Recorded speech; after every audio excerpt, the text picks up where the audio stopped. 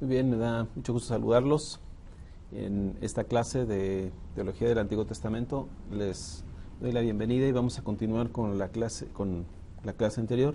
En este momento vamos a tratar algunos temas que son con la continuación de la clase pasada acerca de el uso de los verbos, las oraciones verbales y el uso de estos verbos poderosos que son parte o que son la sustancia misma de la teología del Antiguo Testamento. Bueno, en la clase anterior estuvimos analizando los verbos de creación y en esta ocasión vamos a pasar al segundo tema que son los verbos de promesa. En este vamos a ver entonces a Yahvé, que es el Dios que hace promesas. El testimonio israelita de Yahvé como el que hace promesas presenta a este como lo suficientemente poderoso y fiable para transformar la vida en el mundo, tanto para Israel como para todos los pueblos, más allá de las circunstancias presentes de acuerdo con las nuevas posibilidades vivificantes. Bueno, si en el caso de los verbos de creación, nosotros pudimos observar o pudimos notar o destacar que Dios es creador, Yahvé se presenta como un Dios que es creador de nuevas realidades. En este caso vamos a hablar de las promesas que son el sustento de la vida del pueblo de Israel y de toda la creación basado en la palabra de Yahvé, que es completamente fiable. Si algo va a dar testimonio al Antiguo Testamento es que Dios, el Dios de los israelitas, es un Dios en el que se puede confiar, que su palabra es suficiente para dirigir la vida, para apostar por ella, para soportar completamente nuestra vida, sustentarla, para darle soporte. Esta palabra es el fundamento de la vida, el fundamento de la existencia del hombre. El ser humano puede tomar la palabra de Dios y sustentarse completamente en ella. Y hay muchos verbos, o varios verbos más bien, en los que este testimonio se va a sustentar. Muy bien. El verbo fundamental acerca de la promesa es este verbo que es jurar, shava. Dios ha jurado. Y este es un testimonio bastante singular, desafiante, diríamos. Es un testimonio revolucionario, porque en este momento de la historia de Israel, los israelitas, cuando están hablando ya de la promesa de Dios, están hablando de un juramento que Dios hizo. Y esto es algo inaudito. En muy pocas culturas de la antigüedad se presenta a Dios o se habla de Dios como alguien que da promesas y esas promesas van a ser como el sustento de la vida de un pueblo. Es decir, todas las historias de los pueblos tienen sus propios sustentos, tienen sus propios fundamentos, pero a diferencia de ellos, en el caso de Israel, el pueblo de Israel es el pueblo que nace, más adelante se le va a llamar el pueblo del libro, y el libro no es una comprensión de una literatura de narraciones, de historias sin sentido, o sencillamente por el hecho de contarlas, o porque el ser humano necesita transmitir algo. Los israelitas quieren dejar bien claro el testimonio y transmitir a las siguientes generaciones ese testimonio para que las generaciones que vienen puedan confiar también en Yahvé. Ahora, esta promesa es lo que va a dar continuidad. El hecho de que Dios jure, y que jure por su santo nombre, y que jure por Él mismo, porque Dios no va, en el caso de los seres humanos, siempre que los seres humanos entran en un convenio, en una relación con los demás, va a ser necesario recurrir tanto a las promesas como a los juramentos, en el sentido de que el ser humano, por medio de su palabra, se empeña a sí mismo, o se pone a sí mismo como el empeño para que asegura o que posibilita que algo se va a realizar. Entonces, cuando los seres humanos empezaron a poner esto en la antigüedad, pues era suficiente de la palabra. Pasó el tiempo, los seres humanos dejaron de practicar el uso de la palabra como garantía de las promesas o de los compromisos, porque muchas personas empezaban a faltar a sus palabras. ¿Y qué hacían? para solucionarlo, bueno, las promesas, los compromisos eran necesarios para poder vivir en comunidad, pero habría que darle un sustento a esas promesas, y entonces se llegaba a establecer algunos elementos que garantizaban que las promesas se iban a cumplir o que los acuerdos se iban a llevar a cabo. En el caso de Israel, Israel no entiende en su relación con Dios que Dios deba dejarles algún objeto, o que Dios deba darles alguna seña, o que Dios deba darles algún elemento como garantía o como prueba de que su palabra se va a cumplir. Israel aprendió que la palabra de Dios era suficiente, y que si Dios lo decía, entonces la palabra de Dios se iba a cumplir, y ellos podían confiar plenamente en el cumplimiento de esa palabra. Entonces, cuando Dios aparece en diferentes momentos en la vida del pueblo, comenzando digamos, hablando de la mayor promesa que Yahvé hace, que es la promesa que va a sustentar la vida del pueblo, es la promesa que Dios le hace a Abraham. En el caso de Abraham, bueno, Dios le aparece ahí en el libro de Génesis, capítulo 12 en adelante. Dios le aparece a Abraham y le da promesas, y esto es algo que nosotros debemos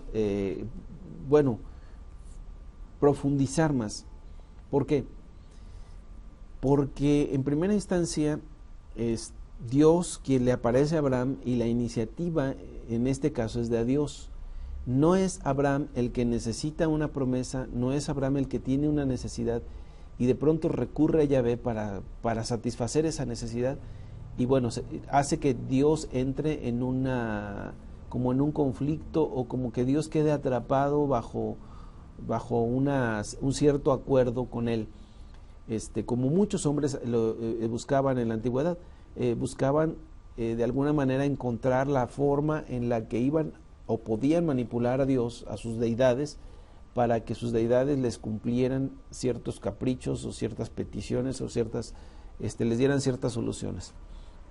En este caso no es Abraham el que busca a Yahvé, sino que es Yahvé el que busca a Abraham, y a Dios en este caso se acerca con Abraham y le da promesas, sin que Abraham las pida, sin que Abraham las necesite, sin que Abraham las busque.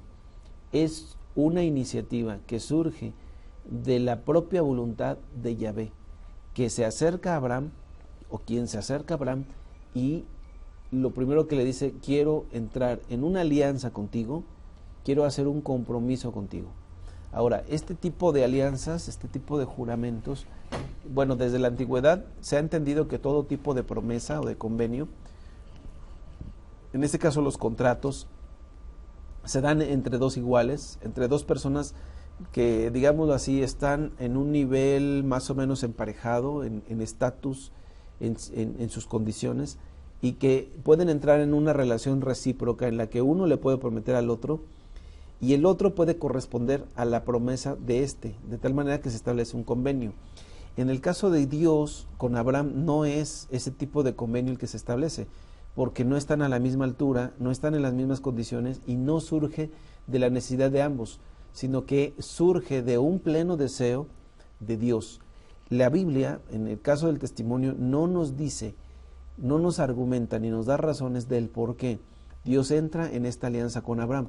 Lo único que nos dice es que Dios llega con Abraham y establece un juramento a él. Le promete que va a hacer de él una gran nación, que en él serán benditas todas las familias de la tierra, y que hay una tierra que él está preparando para darle a la descendencia de Abraham. De hecho, le muestra la tierra cuál es y le dice: toda esta tierra va a ser de tu descendencia. Te la voy a dar a ti y se la voy a dar a ellos. Ellos algún día van a estar aquí. Entonces, y aparte hay algo más que todavía es más trascendente dentro de esta promesa, y es que Dios no solamente se compromete con Abraham, le promete una descendencia, ni le promete una tierra. Se promete a sí mismo darse, entregarse. En la promesa de Dios, Dios le dice a Abraham: y seré para ellos, ellos serán mi pueblo y yo seré su Dios. Entonces, determinantemente, Yahvé es un Dios que está dispuesto a entrar en una relación con Israel Pero no es una relación de iguales. Él entra en una relación como de iguales, se pone a la altura del pueblo, pero considera que el pueblo no está a la altura de él. En el caso de Abraham es lo mismo. Muy bien. Entonces, los verbos que se derivan de o proporcionan un contenido a jurar, lo sustancial del juramento es sobre todo el dar y bendecir. Israel solo puede contar historias que actúan como vehículos de esos discursos asombrosos y decisivos que crean la comunidad y generan la historia. Israel entiende que como pueblo surgió de dos realidades. Una, Dios es el creador de este pueblo y lo creó solamente con su palabra. Su palabra estaba contenida en la promesa de crear un pueblo. Y el segundo elemento es que Israel entiende que que el pueblo es originado no solamente en la palabra que crea, sino en la palabra que se compromete, en la promesa.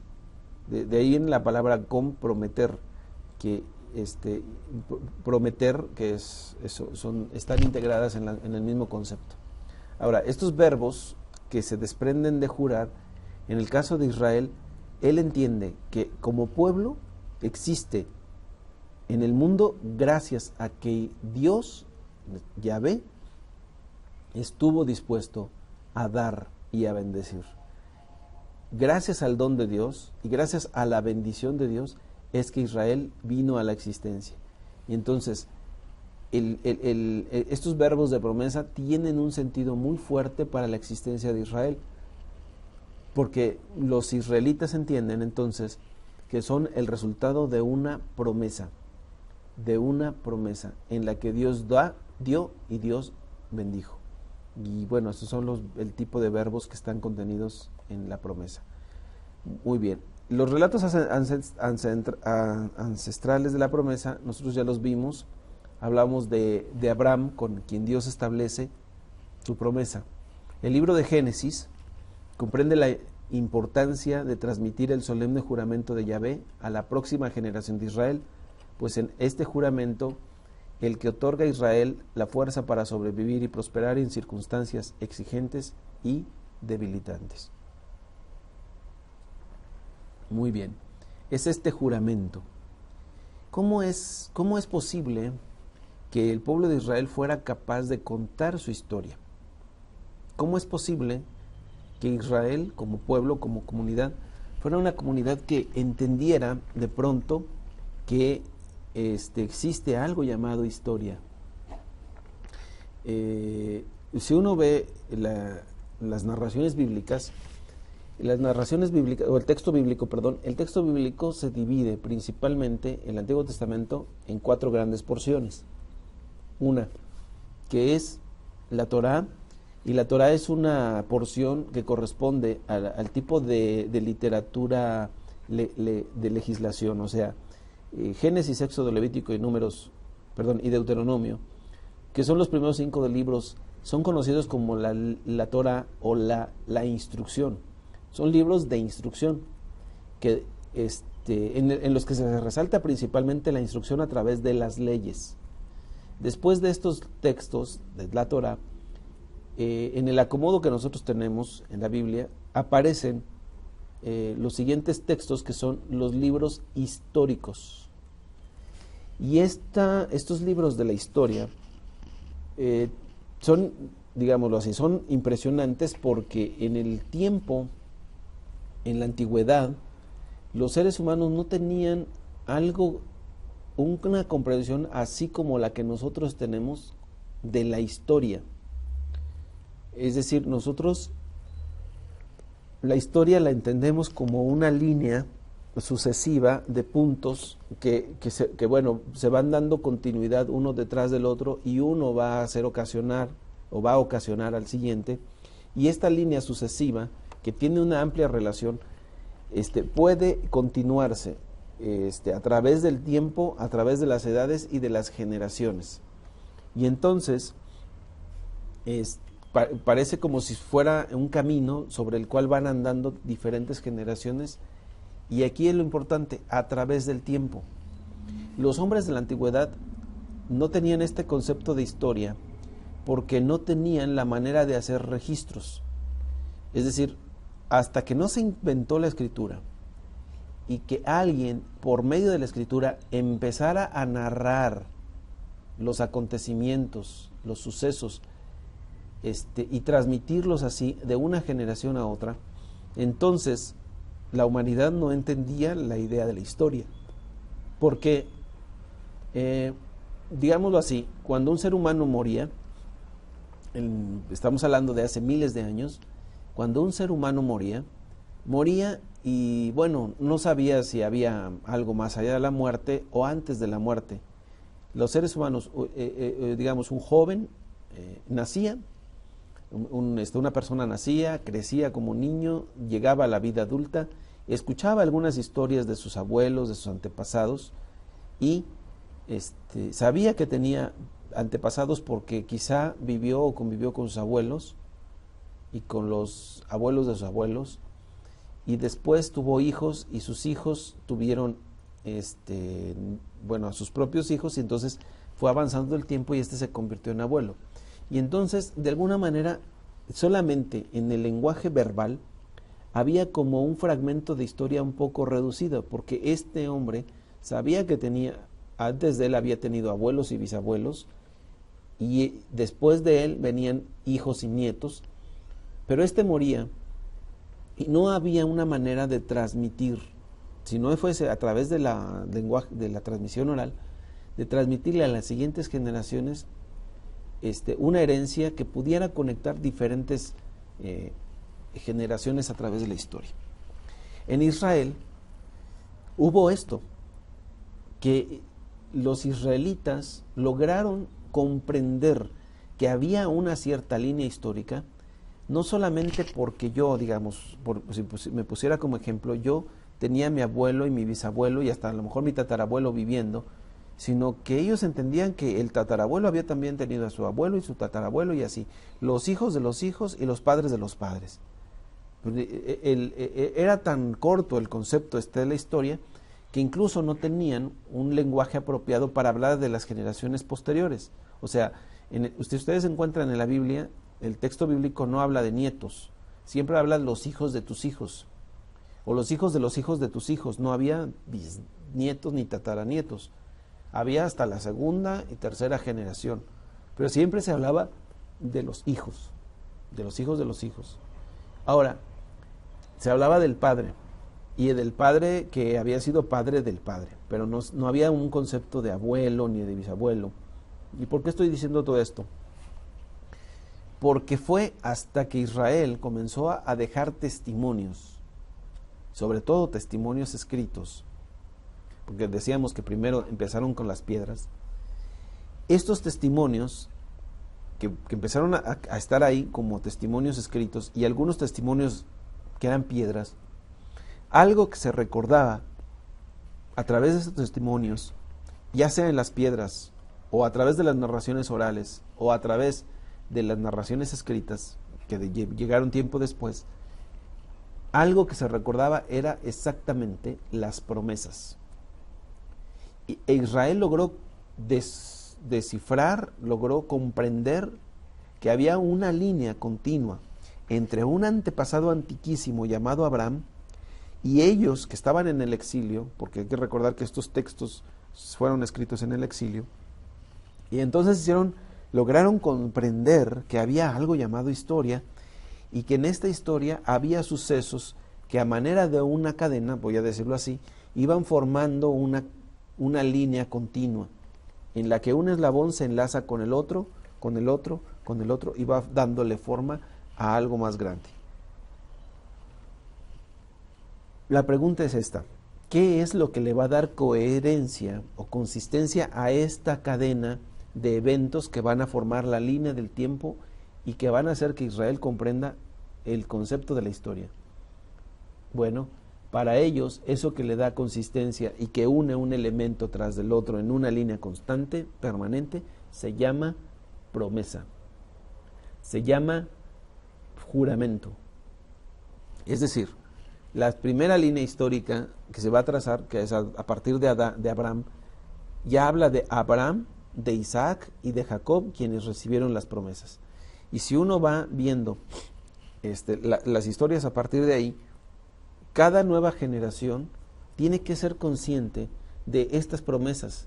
Y las promesas que Dios les da van a ser precisamente lo que va a unir a todas estas generaciones y va a darles la idea de ser un pueblo que no nada más está circunscrito a un momento y a un lugar aquí en el mundo, sino que este pueblo se forma de diferentes generaciones que han venido desde los tiempos de Abraham, el primer hombre de la fe, y que van a venirse sucediendo hasta llegar a las generaciones que nos están narrando estas historias.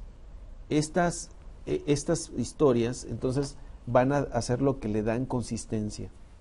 Y dentro de estos verbos de promesa, bueno, llegamos entonces al concepto de cumplimiento y de esperanza.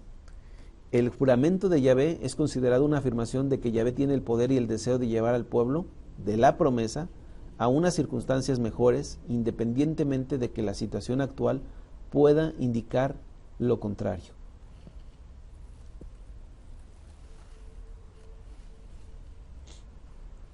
Ahora, las circunstancias pueden indicar algo diferente en este momento, en este lugar y en esta hora.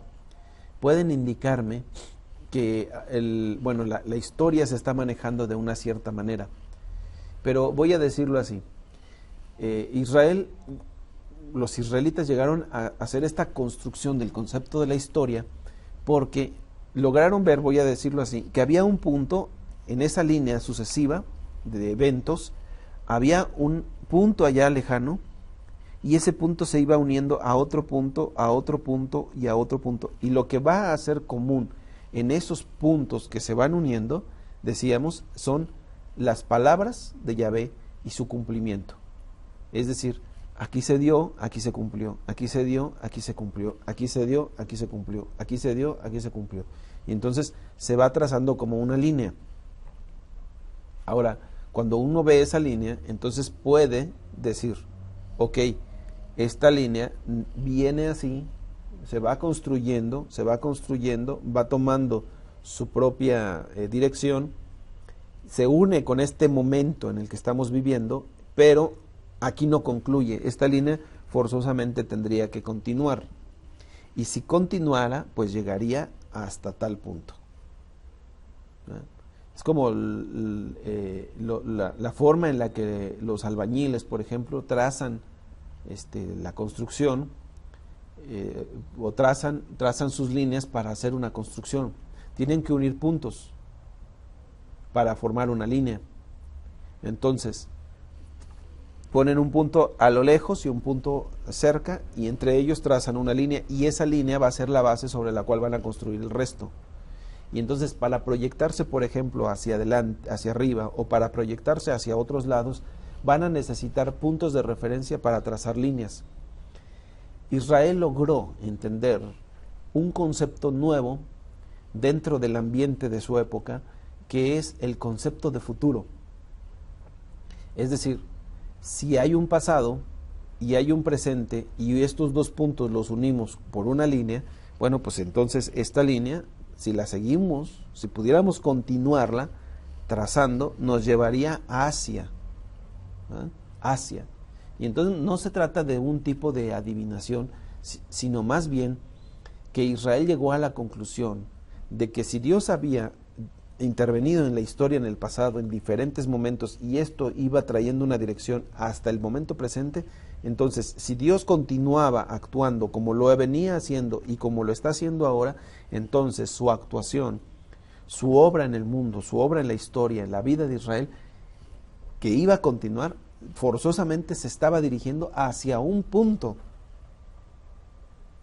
Y Israel, cuando los israelitas, sobre todo en este caso los profetas, lograron ver ese punto hacia el cual las cosas se dirigían, quedaron entusiasmados porque dijeron, oye, entonces esto se va dirigiendo hacia algo mayor, hacia algo más grande, ¿verdad? El concepto de historia o el concepto de tiempo que tenían los antiguos Era un concepto circular. Ellos creían que las cosas sencillamente estaban girando alrededor de un mismo evento. O sea, porque ellos, su visión del tiempo era que el sol, por ejemplo, sale en un lugar y se mete en otro lugar, y eso sucede todo el tiempo, todos los días. Nada hace que cambie esto. Entonces todo es un ciclo. La lluvia, bueno, también tiene un ciclo. La vida tiene un ciclo, porque las personas nacen, crecen, se reproducen y mueren, y todo tiene un ciclo, todo tiene un ciclo. Entonces, la pregunta para Israel fue, ¿y este ciclo no se puede romper? Todo es como que queda atrapado dentro de este círculo interminable de sucesos, de eventos, o las cosas se dirigen hacia una meta, se dirigen hacia un cumplimiento, se dirigen hacia una esperanza.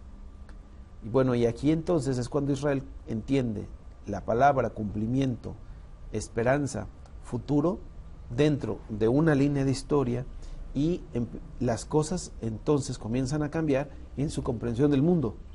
¿Qué es lo que va a originar este cambio de comprensión? El juramento. El hecho de que Yahvé ha jurado, que Dios ha dado su promesa. Así, en cada momento de su vida, Israel vivió con la promesa de Yahvé resonando en sus oídos. Dicha promesa, que desafía toda lógica, pero que no podía ser ideada por quienes reiteraban el juramento, asegura a Israel que su vida y finalmente todo el proceso histórico no es un frío y duro despliegue de fuerza y brutalidad. Se trata más bien de un ámbito donde una poderosa intención que desea el bienestar actúa de forma resoluta. Todas estas promesas de Yahvé, de cualquier clase, sobre cualquier asunto, intentan que Israel no rinda su vida o su destino a las circunstancias presentes, especialmente cuando éstas son mortales y parecen insuperables.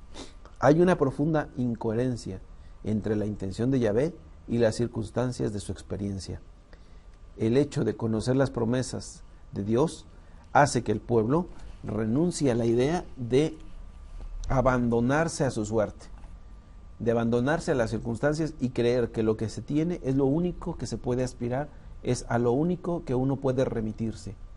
Con esta comprensión de las cosas, Israel llegó al punto en el que no importaban las circunstancias en las que se encontraron, ellos sabían que había futuro y que ese futuro estaba lleno de esperanza porque está presente la promesa de Dios, y esta promesa transforma.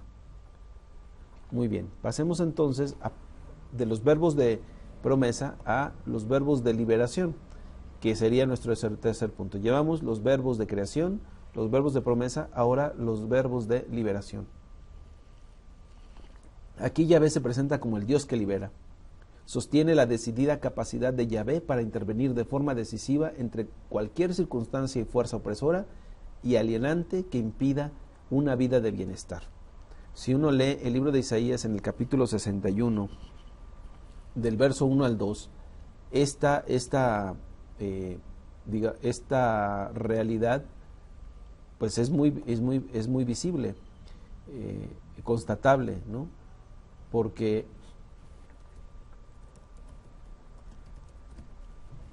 aquí uno puede ver que Yahvé es alguien que interviene. Si en el capítulo, en la explicación anterior les decía que Israel, a partir de las promesas, logró construir una línea a la que se le va a llamar, nosotros le hemos llamado esa línea la línea histórica. No es una espiral, no es un círculo vicioso, no es un círculo interminable de eterno retorno, como se interpretaría en otros lugares, sino es una línea. Por lo tanto, tiene un principio y tiene una meta. Se dirige hacia algo. Ahora, comprender que las cosas en este mundo se dirigen hacia algo es un concepto totalmente revolucionario. Pero no solamente eso, sino que el saber que todo se dirige hacia una meta y que detrás de esa dirección está Dios, llevando los hilos de la historia, conduciendo las cosas hacia un logro, hacia una meta, Entonces es lo que hace que Israel se vuelva un pueblo confiado, un pueblo amparado, que no se siente solo, que se sabe acompañado. Pero no y no solamente eso, no entiende que Dios esté lejano allá en un espacio trascendente, fuera de nuestra dimensión, sino que Dios está aquí como compañero de camino. Por eso si algo va a entenderse en esto que nosotros llamamos la línea histórica, la mejor manera de expresar este concepto de la línea histórica es la metáfora del camino. Israel va a recurrir a esta metáfora del camino de manera constante, porque en el camino está expresado esto, el pasado, el presente y el futuro. El pasado es el punto de donde yo salí en el camino, el presente es el punto en donde me sitúo en este camino y el futuro es el destino hacia el cual me dirijo en este camino. De tal manera que esta línea, este camino que se va trazando, tiene estos tres elementos. Israel siempre fue consciente de que su camino, el sitio donde se encontraba en ese momento, no era el sitio final, ni era el sitio hacia el cual él se dirigía, sino que era parte de un proceso mayor que llevaba a un destino diferente. Pero que además de eso, en ese camino él no avanza solo, en ese camino Dios lo acompaña, Dios interviene. Y por eso Israel se siente a salvo, porque independientemente de por dónde pase ese camino, qué lugares se deben atravesar, qué circunstancias se deben enfrentar, independientemente de eso, hay una confianza en Israel. Los israelitas confiaban que Dios era su compañero.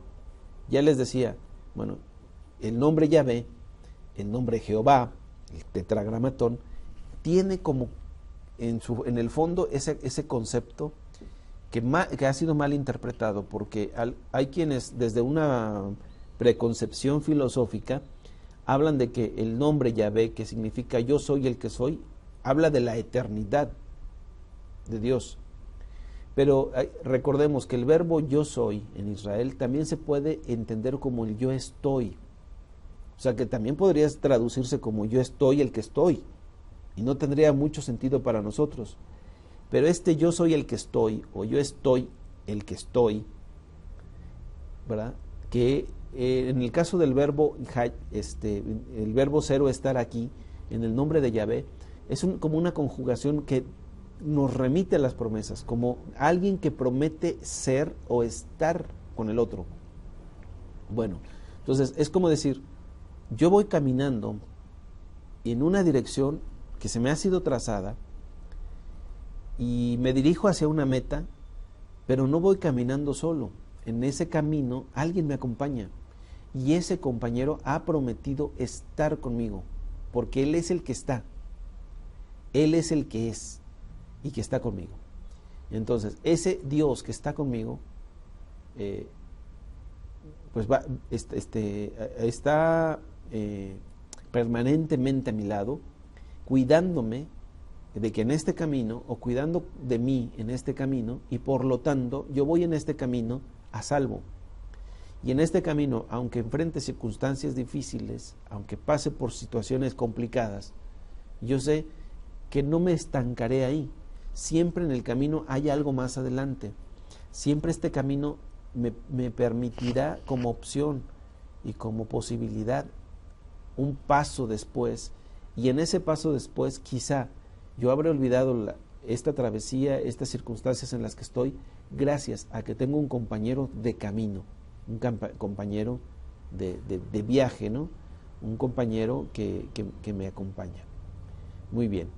Entonces les decía, Isaías 61, el verso 1 y 2,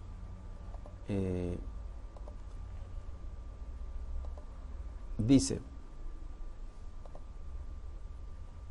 el Espíritu de Jehová, el Señor, está sobre mí, porque me ungió Jehová, me ha enviado a predicar buenas nuevas a los abatidos, a vendar a los quebrantados de corazón, a publicar libertad a los cautivos y a los presos apertura de la cárcel, a proclamar el año de la buena voluntad de Jehová y el día de la venganza de Dios nuestro, a consolar a todos los enlutados, a ordenar que los afligidos de Sión se les dé gloria en lugar de ceniza y óleo de gozo en lugar de luto, manto de alegría en lugar de espíritu angustiado, y serán llamados árboles de justicia, plantío de Jehová para gloria suya.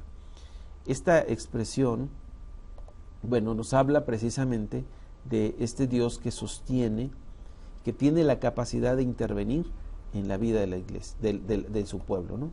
Entonces, ¿cuáles son los verbos de liberación? Vamos a encontrarnos varios verbos. Dios, Yahvé saca, Yahvé libera, Yahvé redime, ¿verdad? Yahvé libera en el sentido de salvación, Yahvé alza. Lo que es importante para todos nuestros objetivos es que Yahvé es siempre el sujeto de estos verbos. Bueno, si uno ve estos textos, entonces va a encontrarse con una realidad que hemos venido diciendo desde el inicio, que el centro el centro de estas oraciones, que son oraciones verbales, está gobernado pues precisamente por el mismo sujeto que es Yahvé. A ver.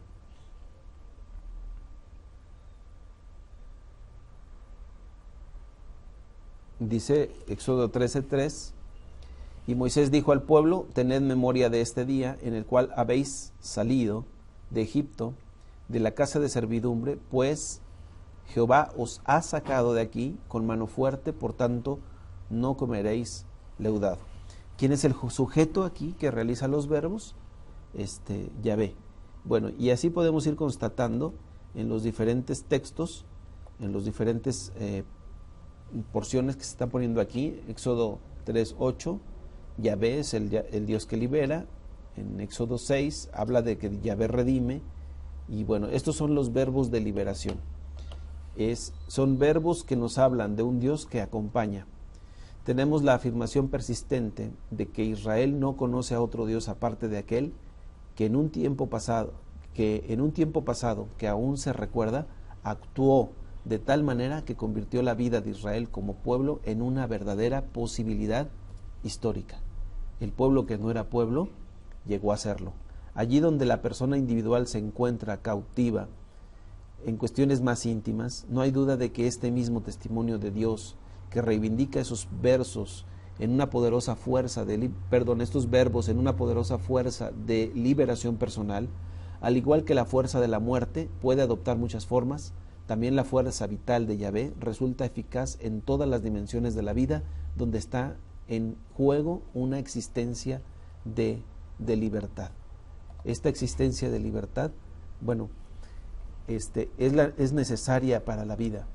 Una persona que no vive en libertad, en realidad su vida está asfixiada, su vida está limitada y no es vida como tal, porque la experiencia de la vida tiene que ser una experiencia plena. Voy a recurrir, por ejemplo, a la imagen del sembrador que Jesús cuenta en las narraciones, en la parábola del sembrador, en donde dice que parte de la semilla cae entre espinos. Entonces, esta semilla que cae entre los espinos, una vez que germina y empieza a crecer, bueno, se ve limitada y finalmente se ahoga. Y no se ahoga por falta de agua, sino que se ahoga porque al ir creciendo se encuentra entre los espinos que le roban nutrientes, que le roban la luz solar, pero que además no le dejan espacio para crecer. Entonces, ¿por qué Yahvé libera? ¿Por qué Dios es el Dios que libera? Porque si no hay libertad, si no existe esa libertad, no existe o no puede existir la vida. La razón de ser de esta libertad es precisamente que la vida sea posible. Entonces, esos son los verbos de libertad. También encontramos en el testimonio israelita los verbos que son imperativos. Aquí vamos a hablar de Yahvé como el Dios que ordena. Ordena en dos sentidos. Ordena como que Él manda, como que da mandatos, pero también ordena en un sentido de poner orden, de colocar cada situación en su lugar. Ahora, Israel en la antigüedad entendió que todo en el mundo tenía un orden, que todo se debía, ¿se acuerdan del esquema que habíamos puesto de la imagen del relojero? en el que, bueno, hay un orden, hay una estructura, hay una sincronización, una armonía entre todo. Bueno, ¿quién puso eso? Yahvé.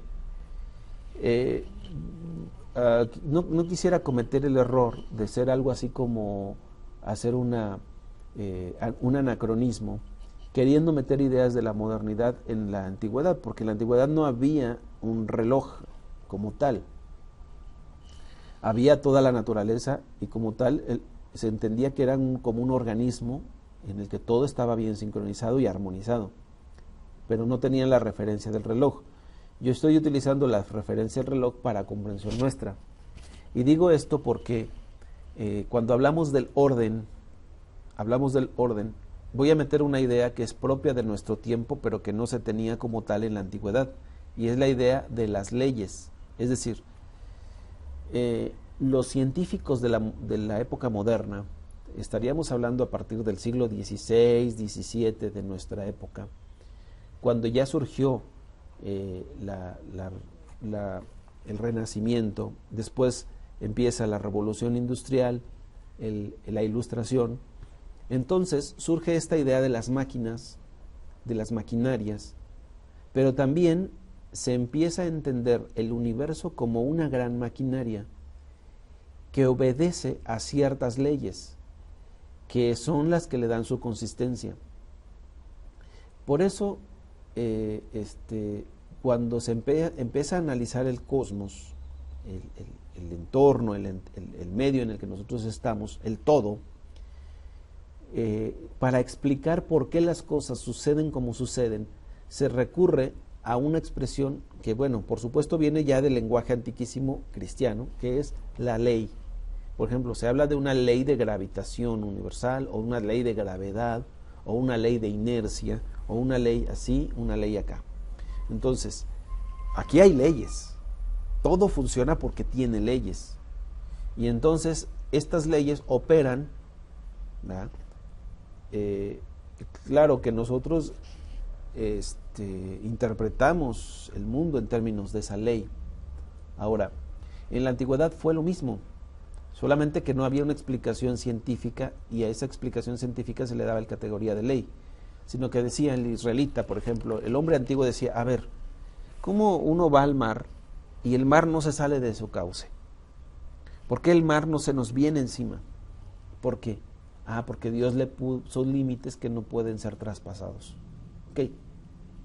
Hoy, en la actualidad, uno no puede explicar por qué el mar conserva su limitación y no se traga la tierra, basado en que Dios puso una ley, como si Dios hubiese llegado con el mar y le hubiera dicho, mira mar, tú no vas a pasar de aquí, aquí te vas a quedar, y este es el límite del cual no puedes pasar. No, nosotros entendemos que creó el mundo, y dentro del mundo hay leyes, o sea, hay fuerzas, hay potencias que están ya presentes en el mundo y que de tal manera operan que, bueno, el mar tiene también el resto de la tierra, el centro de la tierra, ejerce una atracción hacia las aguas, y que la luna también ejerce una atracción, y que cuando la luna está en cierta posición, pues estira al mar y hace que éste se levante y provoca los oleajes, y hay unas explicaciones, pero qué interesante es que el hombre siga recurriendo al término ley, al concepto ley, para expresar esas potencias que están en la naturaleza y que logran que este mundo sea un mundo coherente, un mundo consistente, un mundo viable para que la vida sea posible. Y bueno, a nosotros nos da muchas garantías saber que hay ciertas leyes y que esas leyes pues son inquebrantables dentro de nuestro ámbito. O sea, no tenemos el temor de que un día la luna se nos venga encima, ¿no? Sabemos que esa va a estar en su órbita alrededor de la Tierra y que va a estar girando en su propio eje, y podemos incluso, gracias a esto, saber en qué año, a qué hora y en qué circunstancias va a suceder un eclipse, ¿verdad? O qué día va a haber un eclipse solar o un eclipse lunar, o qué día la Tierra va a eclipsar al Sol frente a la Luna. O sea, los seres humanos hoy lo pueden pronosticar pueden calcular, porque todo esto obedece a cierto orden. Entonces, el mundo es un mundo ordenado. Ahora, ¿qué tiene que hacer el ser humano en el mundo? Vivir de manera ordenada. Entrar en el mundo y entrar en el orden del mundo. El ser humano tiene que entender cuál es su papel dentro de la realidad. Para eso está la ley de Yahvé, porque la ley de Yahvé hace que el hombre entre en esa armonía, comprenda su lugar en el mundo, su papel dentro de la realidad y se ajuste a él. De tal suerte que si el hombre no se ajusta a ese orden y empieza a provocar caos, bueno, entonces el hombre está haciendo un gran daño.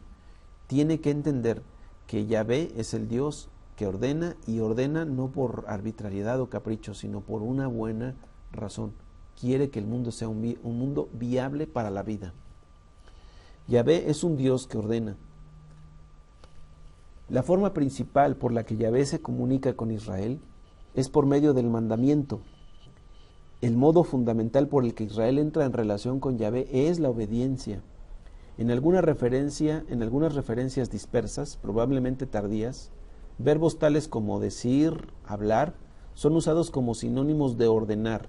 No obstante, dicho verbo domina la manifestación para con el pueblo de este Dios que ordena todas las cosas. Muy bien. ¿Y cuál es el mandamiento principal de Yahvé? Que seamos leales a Él. Éxodo 21 dice: no tendrás dioses ajenos delante de mí. Para que la vida sea viable, para que haya un orden en el mundo, entonces es necesario que el ser humano no tenga confianza, no ponga su confianza en otras potencias, en otras fuerzas que están en este mundo o fuera de este mundo o en donde quiera que sea, sino que ponga su confianza exclusivamente en Yahvé. Debe haber una lealtad. Y entonces, en este mismo ámbito de comprensión, los 10 mandamientos entran como una explicación del carácter definitivo del mandato de Dios, que proporciona un recurso práctico y disponible para la instrucción y la disciplina permanentes. Ambos son necesarios para la dinámica de la relación entre ese Dios y ese pueblo que están vinculados por un mandato. ¿Cuál es este mandato? Bueno, los 10 mandamientos, que por cierto, o dicho sea de paso, ¿verdad? Los 10 mandamientos tienen una riqueza enorme teológicamente para la vida. Cada mandamiento es una expresión de la libertad, de la creación, de la ordenación de parte de Dios. El Dios que guía y acompaña a su pueblo tiene que darle estos mandamientos como parte de la guía y de la dirección, pero también parte del acompañamiento.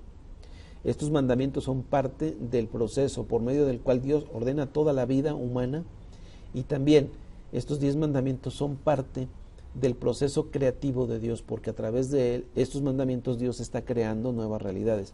En la vida de cada ser humano que se dispone a obedecer a esta ley, va a suceder algo. ¿Qué es lo que va a suceder? Bueno, esta vida se va a guiar, se va a orientar, se va a acomodar, va a encontrar su sentido, va a encontrar un cauce correcto. Muy bien. Y pasamos al quinto grupo de verbos, y es el conjunto de los verbos que se refieren a la guía. El testimonio de Israel respecto a Yahvé como guía remite a su disponibilidad para con Israel en cualquiera circunstancias, y su ánimo para adentrarse en situaciones de riesgo, vulnerabilidad y exilio, con el fin de ser solidario de una manera arriesgada y transformadora con su pueblo cuando éste se halla en peligro. Decíamos hace un momento que Yahvé es el Dios que acompaña, que su nombre principalmente o esencialmente significa el acompañamiento, significa ser compañero.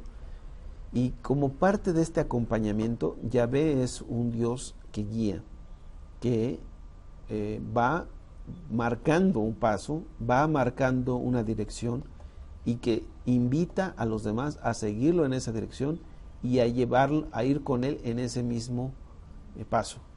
Por eso, parte de la guía, parte de este proceso de guianza,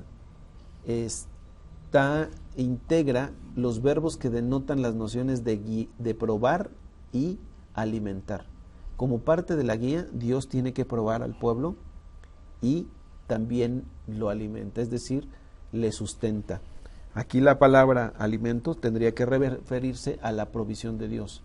Las imágenes que se refieren a los verbos guiar y alimentar apuntan en una dirección pastoral, hacia las acciones del pastor que cuida de sus ovejas. La imaginería revela ternura, gentileza y solicitud. Esas mismas palabras, no obstante, también sugieren que el Dios que guía y alimenta tiene cualidades maternales y mediante esos verbos hace lo que una madre haría. Decíamos, hay verbos como el verbo de orden, los verbos de creación, que son verbos más relacionados con la paternidad, con una visión patriarcal, o más bien con una representación paterna, pero estos de guía, de alimento, tienen que ver más con una acción maternal. Entonces, ¿esto a qué nos lleva? A realizar una teología de la creación en torno a la bendición. Lo que Yahvé lleva a cabo en las tradiciones del desierto, en lo que Yahvé hace desde el punto de vista cósmico en la creación, pues en la creación Dios se las ve con una informidad incapaz de generar vida. Sin embargo, Yahvé transforma esa situación convirtiéndola en una productividad, bienestar y fecundidad. Es decir, el mundo que estaba desordenado, vacío y en oscuridad, no era capaz de generar vida o de albergar la vida. Dios tenía que transformar. Ahora, si uno va al relato de la creación de Génesis 1, se va a dar cuenta que en ese relato están presentes todos estos verbos, porque por una parte Dios crea, por otra parte Dios ordena, por otra parte Dios guía, alimenta y sustenta, por otra parte Dios acompaña, Dios orienta, es decir, Dios da mandamientos. ¿Cómo es que las cosas van sucediendo en la creación? Por los mandamientos de Dios, es decir, Dios manda, Dios ordena y las cosas suceden. Entonces, todos estos verbos poderosos de Yahvé los podemos encontrar presentes en la creación. Muy bien. Ahora, ya llegando a una conclusión de nuestro capítulo, tenemos que decir lo siguiente.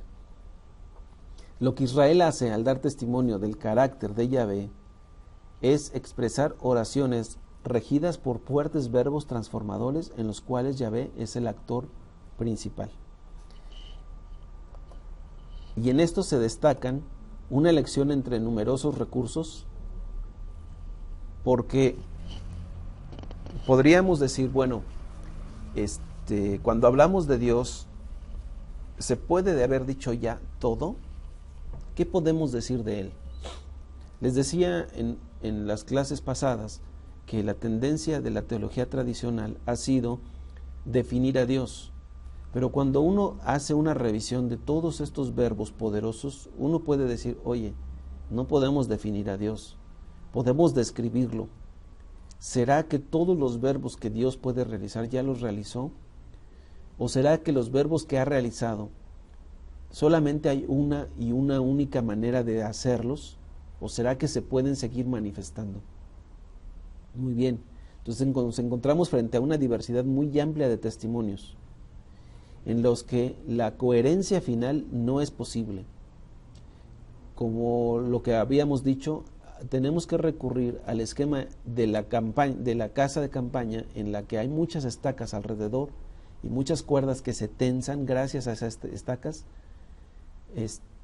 y entre todas van construyendo la verdad. Entonces, cada uno de estos verbos es como una estaca anclada en el piso que va dándole forma a la cabaña, como lo dice en el libro del Eclesiastés. Dice que las palabras de los sabios son como clavos hincados, es decir, como estacas clavadas al piso, de las cuales se sustenta en las cuales se puede apoyar quien quiere levantar una carpa para poder establecer su vida en ella. Si nosotros queremos establecer nuestra vida en Dios, si queremos nosotros establecer nuestra habitación en Dios, necesitamos saber que esta casa, esta habitación, se construye a partir de muchas fuerzas que están en tensión constante entre todos estos verbos que van y vienen, que están presentes en el testimonio y que nosotros debemos de recordar. Y finalmente, a manera de conclusión, también diríamos, recordar que no se puede ir más allá de los testigos. La especulación aquí, pues en esta teología del Antiguo Testamento no es válida. Los verbos nos remiten a cuestiones muy concretas. No hay abstracciones y no podemos ir volando más allá de los límites que se nos han puesto por medio de nuestra imaginación. El único recurso que tenemos es el testigo. Así que en ese antiguo mundo discursivo, Israel generó verbo a verbo, frase a frase, relato a relato, este agente alterador y este agente de vida alternativa en el mundo dio a Israel y al mundo, en vez de caos mortal, una vida ordenada, en vez de desesperación, una oportunidad para el futuro, en vez de opresión, libertad jubilosa, en vez de autonomía absoluta, obediencia en una comunidad viable, y en vez de un perverso abandono, le dio nutrición y cuidado. Este Yahvé del cual estamos hablando, por lo mismo es alguien completamente distinto. De esa manera podemos decir que es un Dios que se presenta santo, un Dios diferente, completamente diferente. Se puede entonces tematizar, de hecho, las grandes afirmaciones sobre Yahvé, pero no por demasiado tiempo. A continuación, es preciso volver a escuchar las narraciones y los cánticos y los poemas y las liturgias en los que vive este sujeto impresionante para nosotros, que es Yahvé, el Dios del Antiguo Testamento. Pero algo más, no hemos terminado.